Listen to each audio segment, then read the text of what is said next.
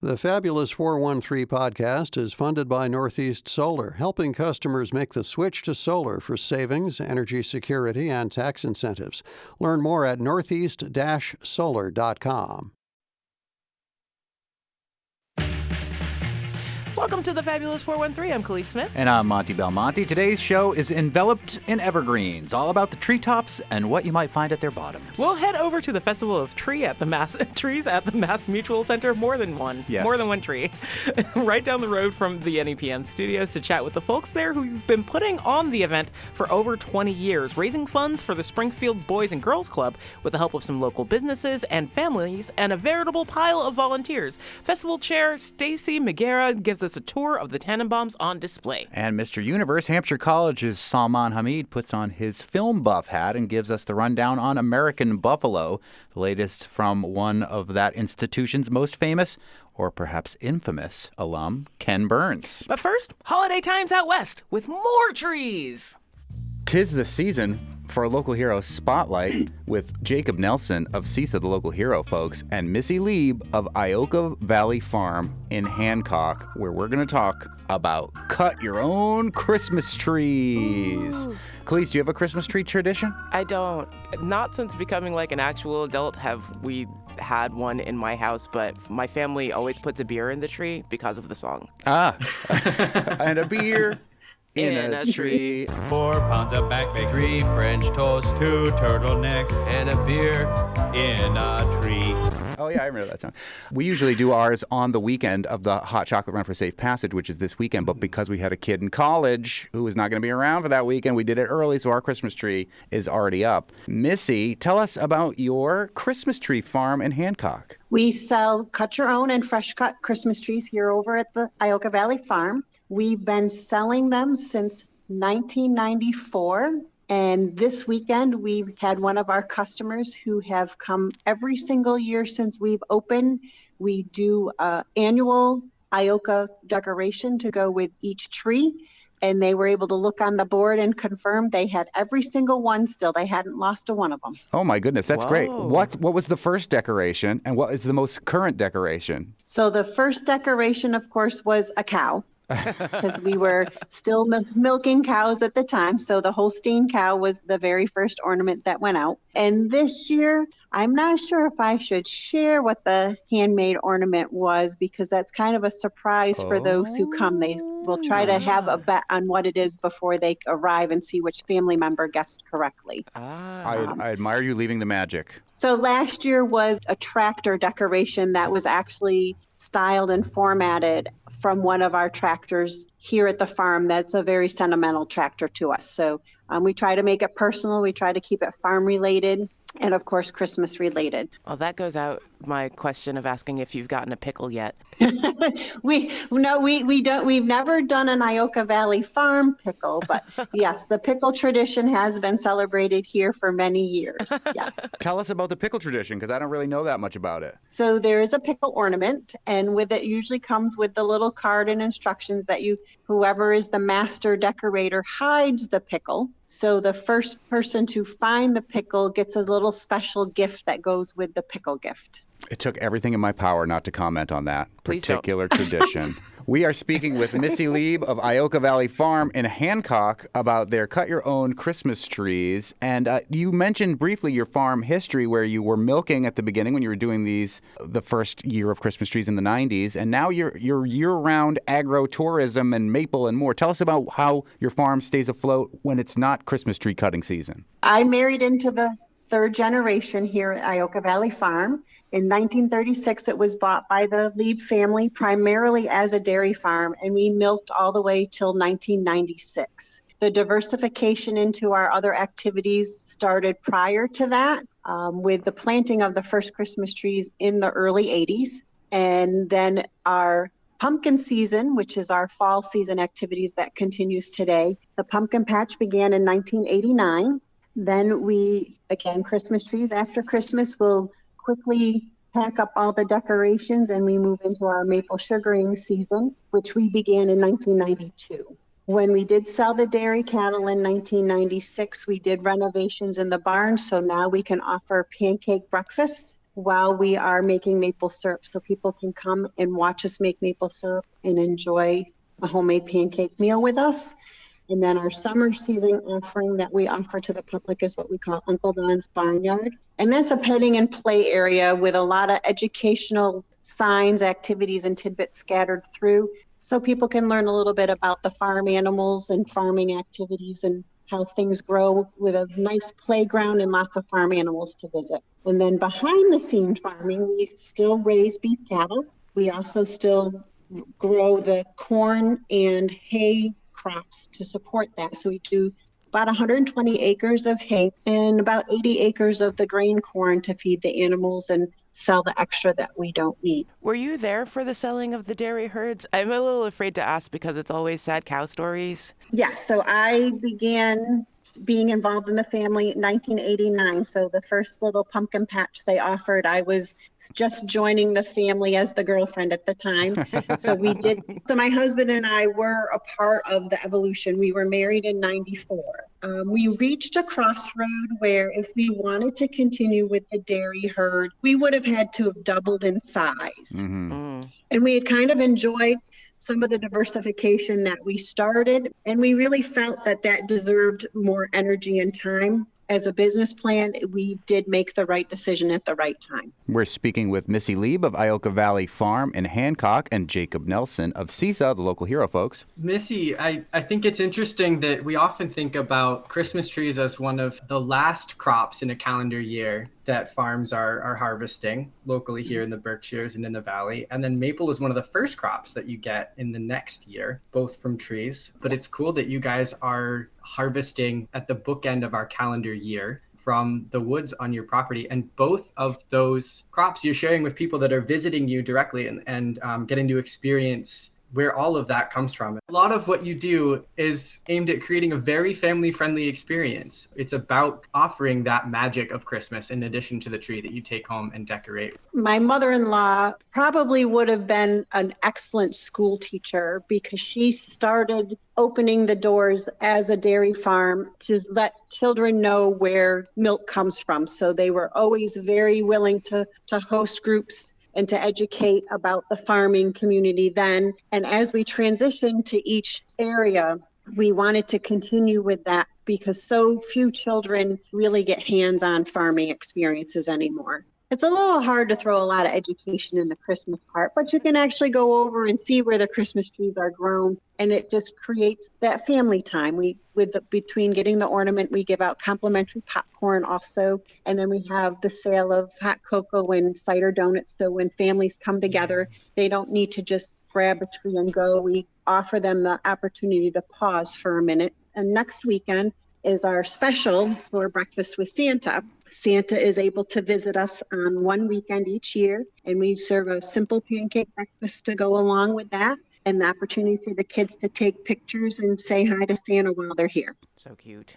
Santa's a busy guy, so yeah, the only one weekend makes sense. It's a 364-day wind-up. We're speaking with Missy Lieb of Ioka Valley Farm in Hancock, where you can cut your own Christmas trees. I have some remedial Christmas tree questions that I think people might want to know about. First of all, what kind of trees are you growing there? Because there are different, I don't know if you call them strains or breeds of trees that some people like better than others for their own home for different reasons. So what kind do you got there, Missy? So the varieties we grow are Fraser fir, which is the primary one, the most popular. Mm-hmm. Then we have a Canaan fir. And we also do a concolor fir. The concolor fir has a longer needle, and their scent can sometimes be described as a citrusy scent to it instead of just a true evergreen. But the most popular that people seek out is the Fraser. They're a very hardy tree. The needle retention is excellent on the fir trees, so we have moved to just growing those three varieties here. How long does it take for you to grow a Christmas tree to the point where it's going to be available for sale? Because this is not,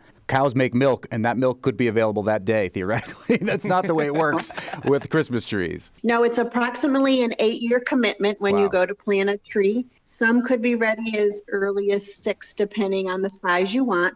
healthy growing seasons, you tend to grow about a foot a year if growing conditions are ideal. Some years we hit pretty good markers, and other years we have more challenging growing conditions. So to get that every year for 6 or 7 years in a row can be a challenge. Speaking of adverse growing conditions, do you see the effects the next year of a year that had wildly different climate things happening, kind of like this year with all the floods? What are the effects on a tree farm? So for the Christmas trees, it sometimes takes a little time to see the true effect of what problems weather can throw at us. Last year, we were dealing with a very significant drought. So we were very concerned about how the trees would hold up being cut for Christmas and being able to be held in your home for 6 or 8 weeks. We seem to fare okay.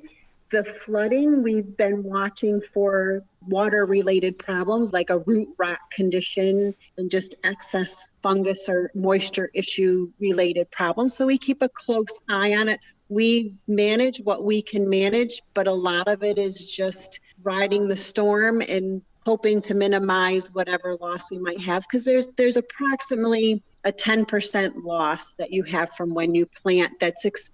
Farmers expect a certain amount of loss, that not every plant you put in is going to make it to the height you want to be a saleable tree. And Missy, I would love the idea of planting a tree in my yard and letting that grow into a Christmas tree. But I know that if I just planted it there, it probably wouldn't grow into the shape that I am accustomed to seeing a Christmas tree being. And I don't know if I would have the skill to train it to do that. I'm wondering, what do you do to make them look like we imagine them to be? Every tree does get sheared. Sometimes the little ones, when you first plant, you're going to do minimal trimming because you want them to grow and fill in as heartily as they can, but you're going to want to watch your tops, because sometimes a tree will want to have 2 or 3 grow straight up in the air, and you want to train your tree to have just one top. Usually we shear generally around the 4th of July or a little later, after the new growth has come, and we're shaping them so they do kind of grow in that triangular, fluffy shape that we all like.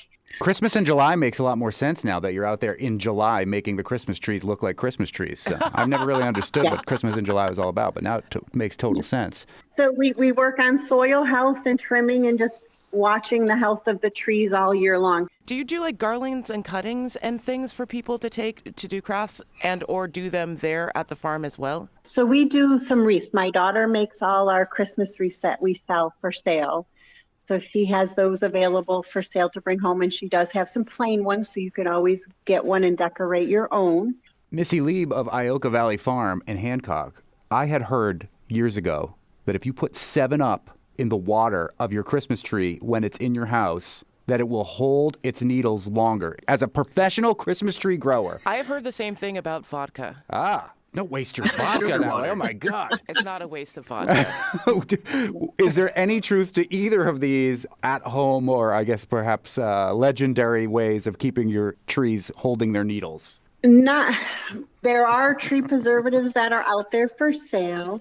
We find as long as you don't let your bowl of water run dry and the bottom of your tree seals back over, as long as you keep it drinking water, you're going to keep the needle retention either way. And of course, if you don't put it right near a direct heat source, so away from the radiators, away from your wood stove. So I could hang on to my 7-Up and my vodka and enjoy it separately from my Christmas tree. Yes, the vodka, I would definitely not even try that, because that does seem like a waste of a good vodka. There's nothing good about vodka. The 7-Up, if you want to play with it, you can try it. But yeah, there's some people say putting an aspirin in or some sugar water. There's all different little recipes that you can make your own. We've never personally tried them. We just stand by with hot tap water on the first drink, so it opens up the pores at the bottom of your stump, and then keep your bucket full. And if it happens to dry out on you by mistake, I would restart with another hot water drink to try to open those pores back up again. That's a good pro tip. I didn't know about hot water, so there we go. Not boiling hot water, just hot tap water. Okay, noted.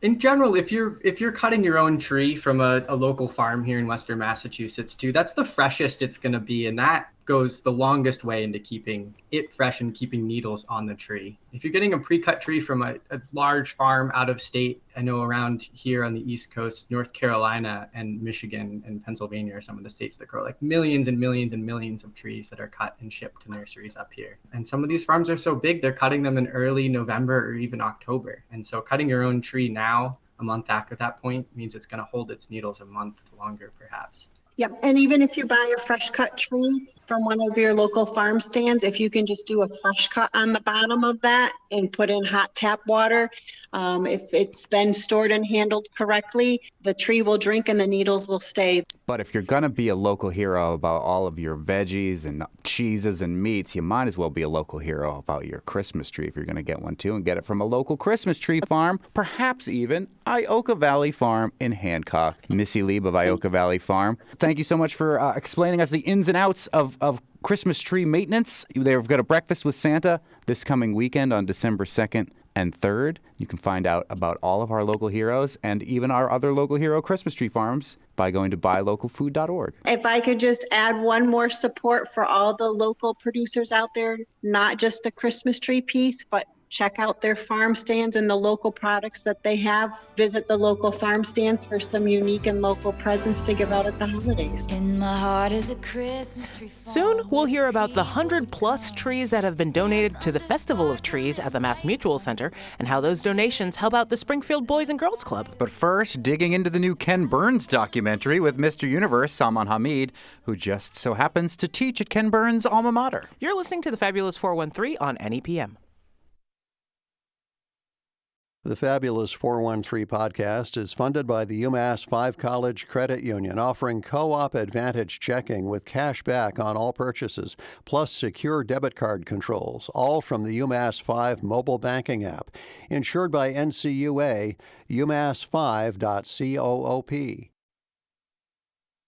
To boldly go where no man has gone before. As I was around my dining room table on Thanksgiving weekend, Hampshire College astronomer Dr. Salman Hamid, my dad, who's like your biggest fan, was asking all sorts of questions about you and the kitchen table astronomy we're doing right here around your kitchen table in Amherst with our resident astronomer, Hampshire College astronomer, Dr. Salman Hamid, Mr. Universe. So yeah, you really brought the family together. He loves what you have to say. He loves your energy. He loves your accent too. So that's all great. And you had an interesting Thanksgiving tie-in that ties into my employer, WGBY, which is a PBS affiliate. Yes, and by the way, say hi to your dad. I will.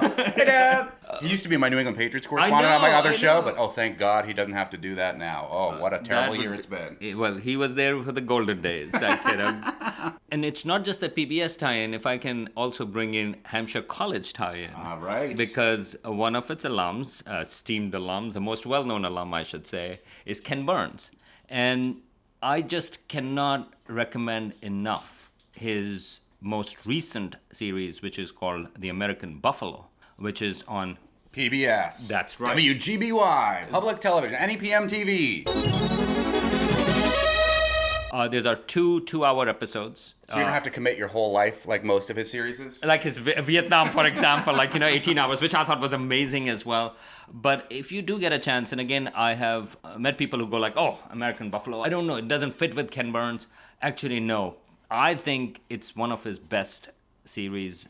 It is about America, and it is about how the West, when people talk about sort of how the Europeans colonized the West, it's a story about that. It's a story about how buffaloes went from being everywhere in millions or hundreds of millions to almost extinct within 100 years. Yes, it's sad, and yes, it appears sort of like, oh, do I want to watch that? No, you have to, because it's not just about that. It's also about its relationship with indigenous population. The story is sad. The story should make you angry, but that is a story of capitalism. And if I can just tie in, because we talk about space and astronomy here, in some sense, a lot of the themes when I was watching it was also about, well, we are going to space. And the reasoning behind it, like SpaceX and others, or Bezos with Blue Origins, it still profits. And you can have those other elements. Oh no, we are doing it for saving humanity and things like that. But the consequence of these type of things being driven by rampant capitalism, you see that play out in American Buffalo with real consequences to which we are still paying the price. It's just a beautifully done film. His history, of course, is brilliant. The people, the talking heads in it are just spectacular. I mean, I cannot speak more highly of this documentary. So please check out American Buffalo. And in some ways, it also pairs well with Killers of the Flower Moon, which is the Martin Scorsese film. But spend those 4 hours with Ken Burns on this, and a lot of indigenous people who speak in that documentary, and I think this is a perfect time for that. Hampshire alum, local connection, and also, become a member of NEPM and you get the passport and you can watch all that stuff. But now we're going to talk about what we usually talk about, which is astronomy. We're going to zoom in slowly with some beautiful music behind it, just like Ken Burns would do on an exoplanet. I mean, you have to say, that if you have an effect named after you, Ken Burns effect. An iMovie effect is called Ken Burns, and it just takes a photo and zooms in on it slowly. So we often talk about exoplanets, and here we are going to talk again because James Webb Space Telescope, one of its missions has been to look for what is going on in the atmospheres of these planets, exoplanets that are orbiting other stars. So not only now we have detected over 5,000 planets around other stars, now we are starting to get information about the atmospheres of these planets. And the method, the way we use, is the eclipsing method, meaning to say that these planets are in most cases still too faint and too close to a bright star. So the way we detect information, the way we get information is when this planet come in front of the star. So it in kind of an eclipses, meaning to say the light from a star dips a little. But on its edges, when it's just about to get to the star, you can actually see light from the star go through the atmosphere of the planet, and that can provide us with a lot of information. Through spectroscopy. Exactly. Which means like the visible light spectrum, different things in an environment will manifest in certain colors of the spectrum, and these telescopes can see that and know what's in that atmosphere light years away because of the light. Right, and you need very precision. You need very detailed and precise observations for that, and that's where James Webb Space Telescope comes in, and also in the infrared, it makes it easier. And of course, we want to look at, can there be any life signatures? So for example, oxygen, which on Earth at least, it was produced by earlier life forms, and now it's in our atmosphere. So maybe that could be a signature for life. So there are all of these things, but we are slowly getting in that direction. And so there is a new observations, the new results that have just come out where there is an exoplanet named WASP 80b.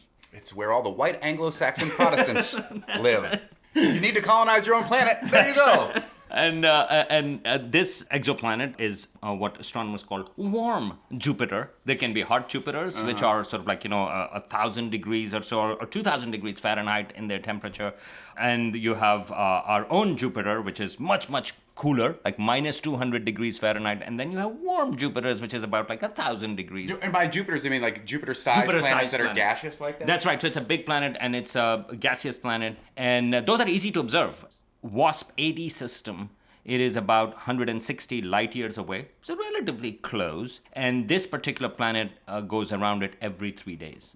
So you get actually a lot of chances to actually observe it. And the star that it's orbiting is a red dwarf. So it's a star that is much smaller in size, so it's not as hot as our sun. And it's actually a bit younger than our sun as well. It's about 1 billion years old or so, unlike our sun, which is 4.5 billion years old. Now, here is the thing.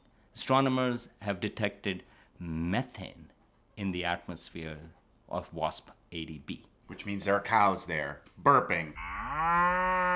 That's exactly right. Jump to conclusions.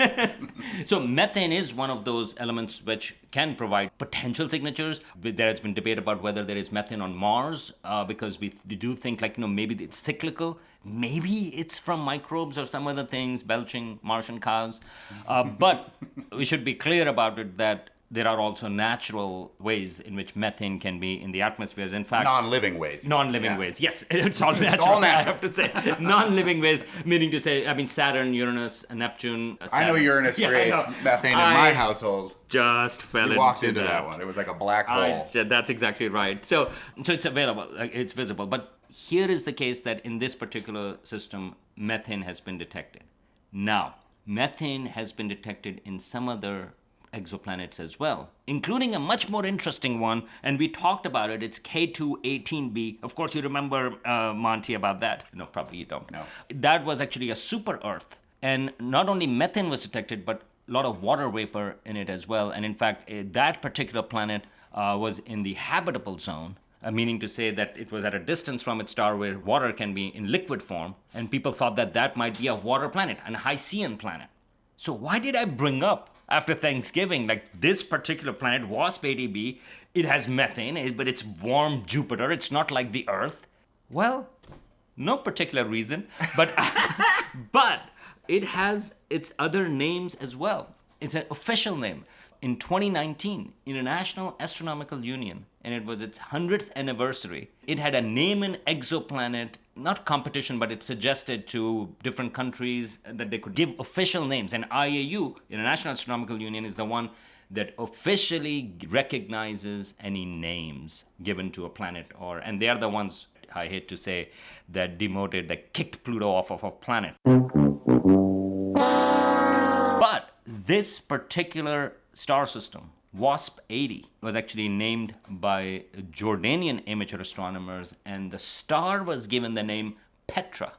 Of course, like, from... I've been to Petra in Jordan. I've never been there. If you've seen Indiana Jones and The Last Crusade, it is when they go into where the Holy Grail is, that's it. We're named the Dog, Indiana. The facade into this rock structure called Petra in Jordan. When you go in there, there is no invisible bridge. I was there literally with people that are like, where are all the obstacles? I was like, kid, that's a movie. You chose poorly.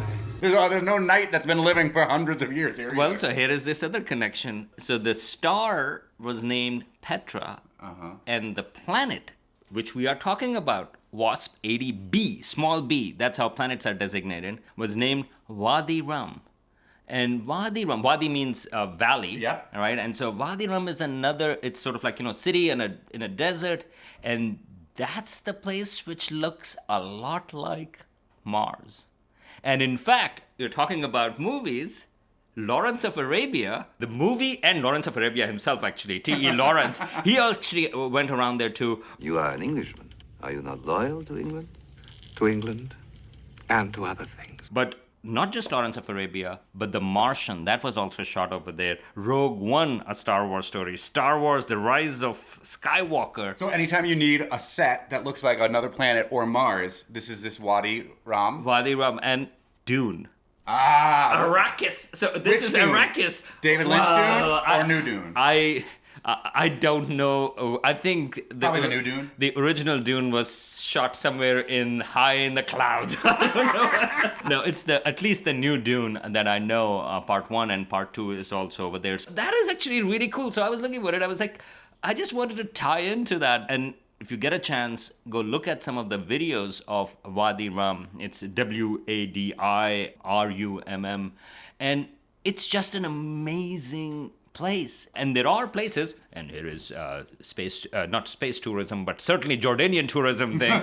There are these luxury campsites over there. You can do glamping over there, and I love it. And I also know, happen to know Mac Malkawi. He's Jordanian, who's the founder of this nonprofit, I think, Borderless Labs, which actually does Mars simulations. So they have habitats that are just like Mars, and they try to live like that as well. And these Borderless Labs, they do bring students from other universities and other colleges, and they come in over there. They do Mars experiments, rover or whatever, different things. But I know that he has also, or they have also brought in people from Jordan and from refugee camps and stuff like that, and train them as astronauts. They would bring them to the US also from NASA facilities and others. But it all starts down at Wadi Rum, which looks really like Mars. If you're not paying attention, you can easily say, I was on Mars. Right. Or And- Stanley Kubrick could fake a moon landing there, let's say. That's right. Landing on Mars, which, by the way, was the premise of Capricorn 1. Now I'm going way deep into the bad science fiction, but yes, Capricorn 1 was the fake Mars landing. I don't know where it was shot, but it's quite likely it may have been over there. So coming back to away from the movies, going back to this particular exoplanet, WASP 80b. This is 163 light years away. And now we know that in its atmosphere, you have methane. It's interesting, we don't know why. Probably it's just like in our own solar system, Jupiter, Saturn, Uranus, Neptune. I mean, that's how that is over there. But a way to think about it, and one of the people and the authors of this study said, we are now looking at atmospheres of exoplanets the way we were looking at atmospheres of our own solar system, of the planets in our own solar system, about 50 years ago. And the imagination that it goes into creating science fiction is inspirational towards science fact. And now we've got this planet 167 light years away with a little nod to one of our great location spots for some of our great science fiction films. Absolutely. And I just love that connection, like, and just look at the pictures. I would love to go there. Monty, we need to do a field trip To Jordan? there. I had a great time in Jordan. How long were you there? I was only there for a few days. Okay. I was spending most of my time in Jerusalem and then going to Jordan, spent a lot of time in Cairo and all over the Middle East. It's a beautiful place. And I should mention that you've also spent how many months in India? I went there once for a month and then I went back again for 3 months. So yeah. We have to bring you to Pakistan. That's where you're going later this afternoon. Oh yeah, I'm actually later today. I would love to go to Pakistan. All right, we'll do that.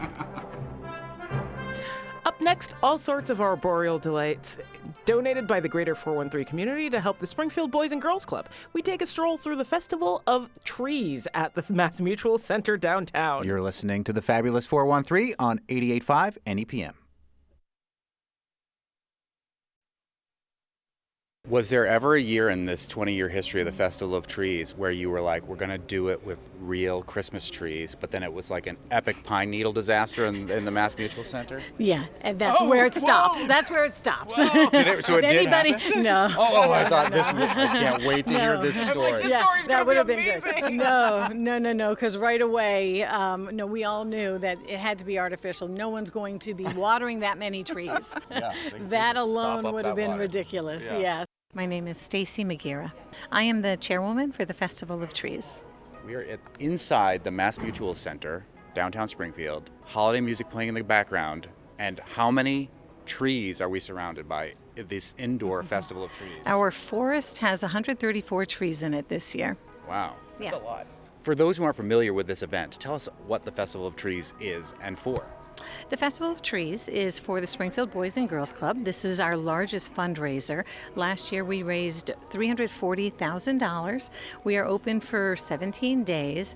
People have donated Christmas trees. These are artificial trees, and they are donated by businesses, individuals, civic groups, key clubs, anyone who wants to donate a tree. And then once they set them up, we open to the public and we raffle them off. So the public buys raffle tickets and they put a ticket in whatever tree they would like to win. So many trees have gift cards, or some have household goods like KitchenAid mixers, or there's a Barbie tree, there's a Taylor Swift tree, there's a tree. I already saw the Swiftie tree. You did, yeah. It's me.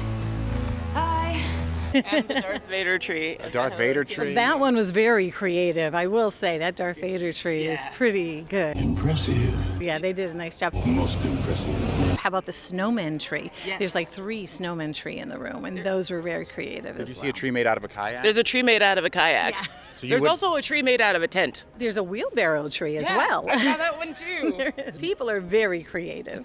So you support the Springfield Boys and Girls Club Yes. by buying the tickets, and then you come and decide which tree tickles your fancy, Exactly. and then you get the tree and Yeah, everything and under the everything- tree. Everything on and under the tree, from the treetop to the tree skirt, you get everything.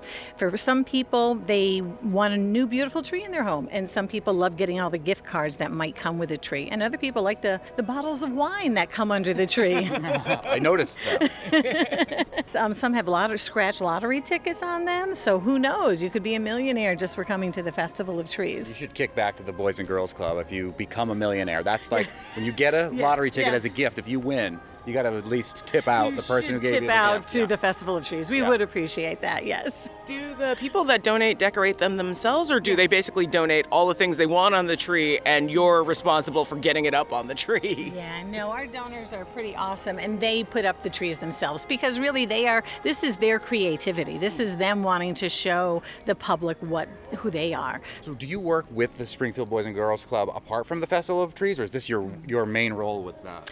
So I'm on the board of directors with the Springfield Boys and Girls Club. So being on the board, I decided that the way I wanted to function on the board was to help with fundraising. And so I've been doing this. I've been chairwoman of this event now since 2013, but I joined this committee back in 2003. So I've been doing this for over 20 years. The Festival of Trees itself? Yes. How long has this event been going? This is our 23rd year. So tell me about the work of the Springfield Boys and Girls Club and what made you want to be part of that board in the first place. Yeah. So I actually became part of the committee for the festival first. That's how they drew me in. After having that first experience that year, they invited me to be on the board of directors. So I was on the board, then I had my children, and then I was the chairwoman of the board. And then when that term ended, they asked me if I would be the chairwoman of the festival to help keep it going and to help it grow. Back in my first year with Festival, 20 years ago, we had raised about $38,000. And now, 23 years later, we raised $340,000. So 10 times we as much. definitely, we definitely have grown through the years. Yeah. Last year we had just under 20,000 people come through. That's so pretty incredible. I'm aiming high. I want to hit that 20 and go higher if we can this year.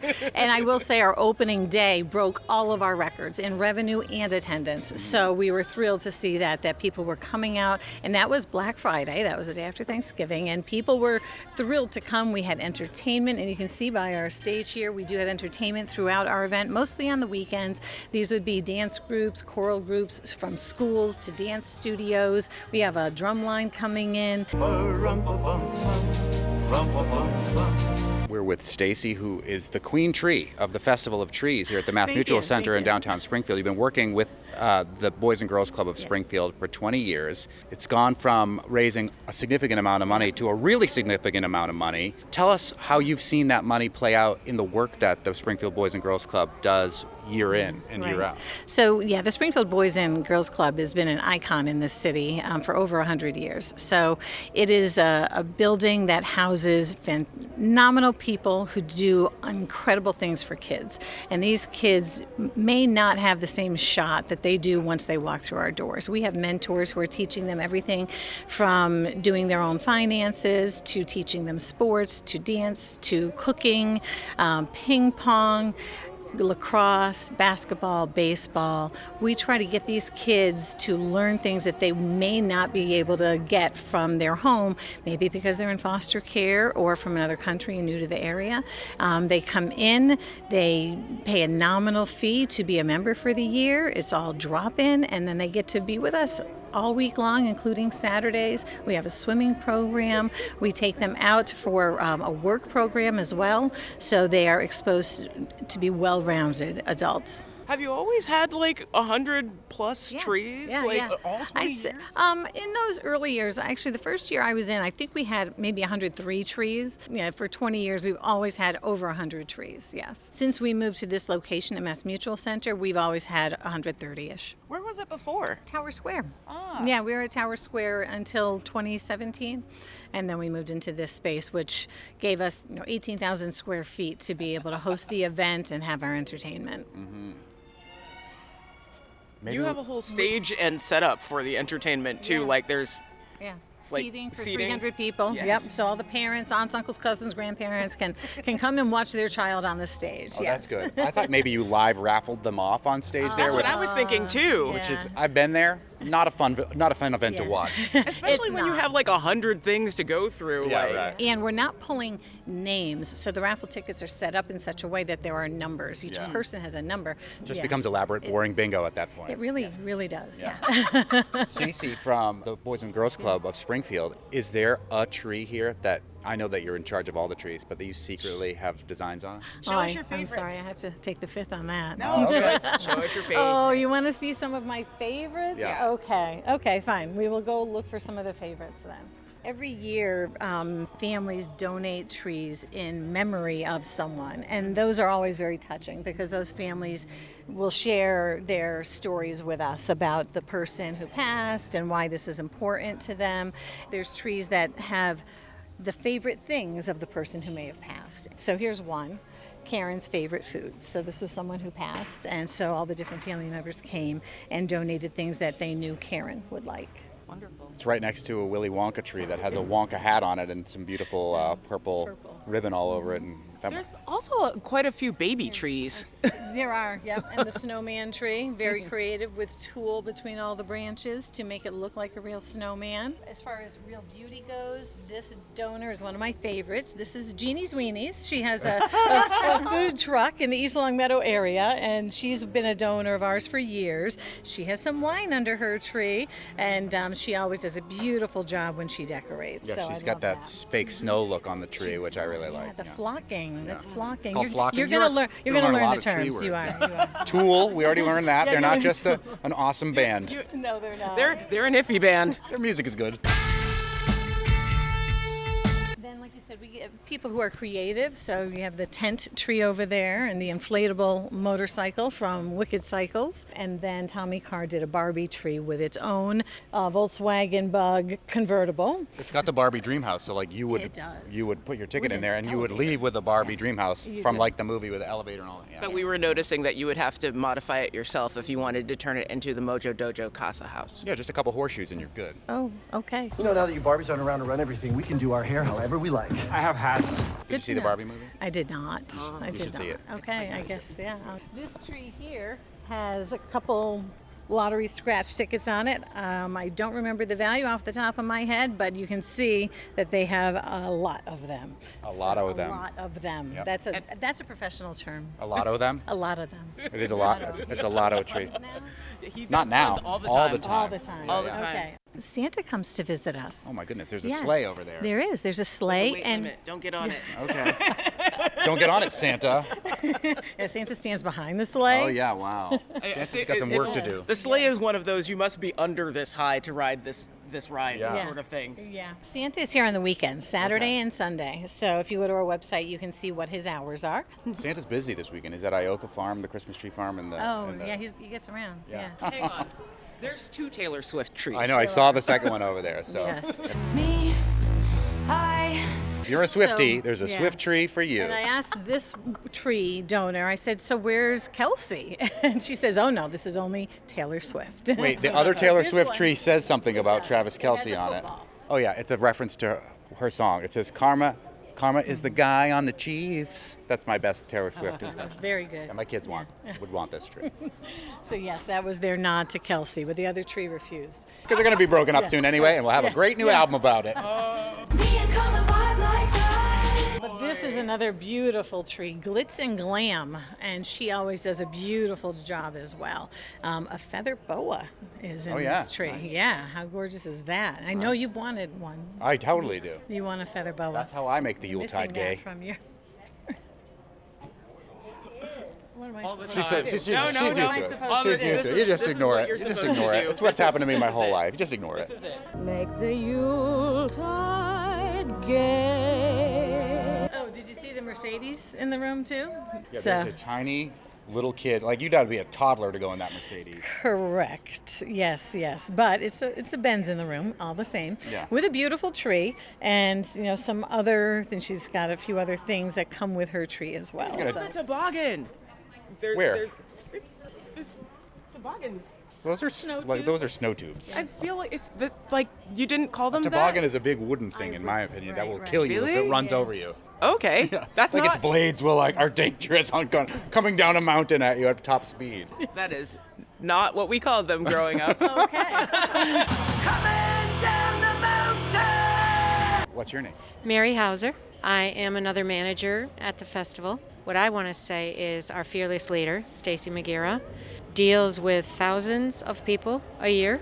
She's on her second generation of this festival. She knows many of the people who walk through the door to see the trees.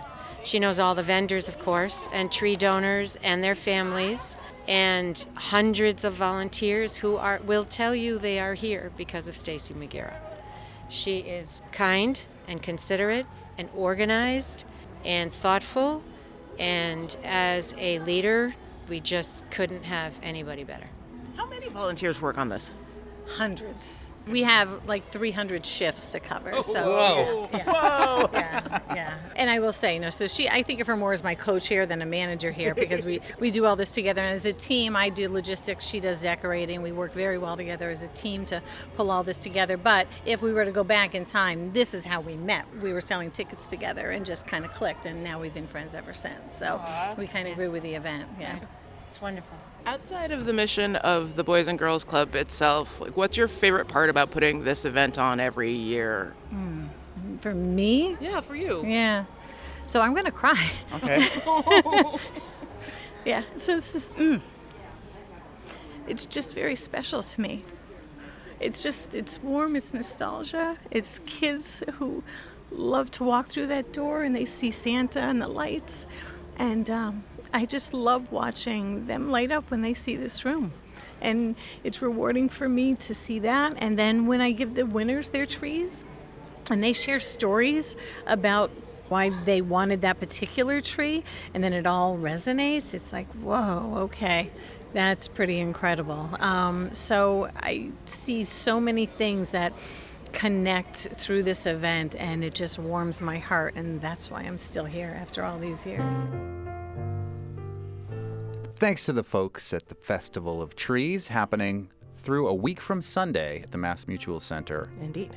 In downtown Springfield. Up next, Spotify, which, we find as a questionable medium, just released its Wrapped feature where they look at all of your play data and order it for you to take a snapshot of your listening gear. And NEPM reporter Nirvani Williams challenged us to reveal ours, and so we shall! Challenge accepted! You're listening to the Fabulous 413 on 88.5 NEPM.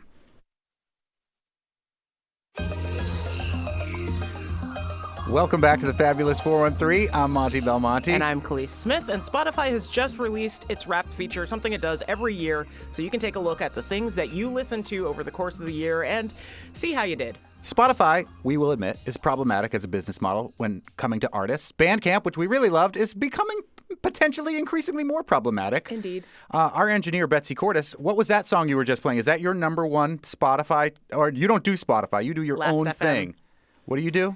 Last FM. I rip CDs into my computer and then stream them to my devices or add a copy to my devices. Hang on a second, I do that too. I don't. I basically used to have CDs and then got a car with no CDs. So now I'm like, Spotify is one of my only options besides the good old-fashioned radio. But who wants to give their top 5 rundown? Start with you. Okay, so this Nirvani Williams came up to me today and said, you should do this on the show. And then she promptly left because I was like, Nirvani, you should come and reveal yours too. And I thought that was cheating. But she witnessed as I watched the Spotify Wrapped unfold before my very eyes. And very telling for my personality, I'll go reverse order, 5 to 1. 5, Bad Bunny, Puerto Rican superstar reggaeton. 4, Run the Jewels, incredible hip-hop group. Number 3, punk icons Black Flag. Number 2, Taylor Swift, who was featured prominently in the last segment. And number 1, Wu-Tang Clan out of Shaolin, Staten Island. No one is surprised by this. Now, the problem I have with Wrapped is that I often use Spotify as a tool when I am learning songs for my band, the Soul Magnets, because we play a lot of funk covers. So my Wrapped often just looks like a snapshot of the songs that we put into the set list, and this year is no exception. I have, in doing it in the same way, Turn Up the Sound by the Brooks, All Day Sucker by Stevie Wonder, which ended up not making the cut, The Groove Line by Heatwave, which we did at Performance, yes. Can't Back Down by Bad Rabbits, and Too Hot to Handle, which we also did at Performance. So your top 5 are all covers that you had to learn for your band. Indeed. I have no excuse for mine, although my top, my tracks have a lot to do with my children commandeering the radio. In looking at it, my top 20 was all covers that I learned for one event or another. Betsy Cordes, what are your top 5? In reverse order, it's Naomi, which is a German duo DJ thing, I think. Mystery Skulls, which is an American DJ thing. Monarchy, which I think is an English band. Makes sense. Shook, which is like a piano player, but he does funk as well, so it's a toss-up. And then Bo Burnham. The comedian. Number 1. His music and his comedy excerpts. So that's great. So I've been seeing people post their fun Wrapped. If you share yours with us at thefab413 at nepm.org, it might be fun to check it out, especially if it's weird. Or if you have a question for Congressman McGovern, like what's his Spotify Wrapped, we can ask him tomorrow, Does perhaps. he even listen to Spotify? That would be hilarious. Who knows? I mean, let's go for it. Yeah. Why not? I know that his ringtone is beast mode because his daughter put it on his phone. Oh my goodness. Thursday on the Fabulous 413, it's a good time to see and show and a good time to stand up for what you believe. So we'll talk to two sets of brilliant performers who take their resistance on stage. We'll hear from Joe Delude, a.k.a. Mr. Drag, the mastermind behind a drag for the holidays, which opens at the Shea this weekend. And from Argentinian virtuosos Cesar Lerner and Mogilevsky about teaching and performing music in times of political tumult as they teach classes and perform throughout our area for the rest of the week. Lots of opportunities to see them. And send a question for the congressman who'll join us as well, thefab413 at nepm.org. I'm Monty Belmonte. I'm Khalees Smith. We'll see you tomorrow on the Fabulous 413.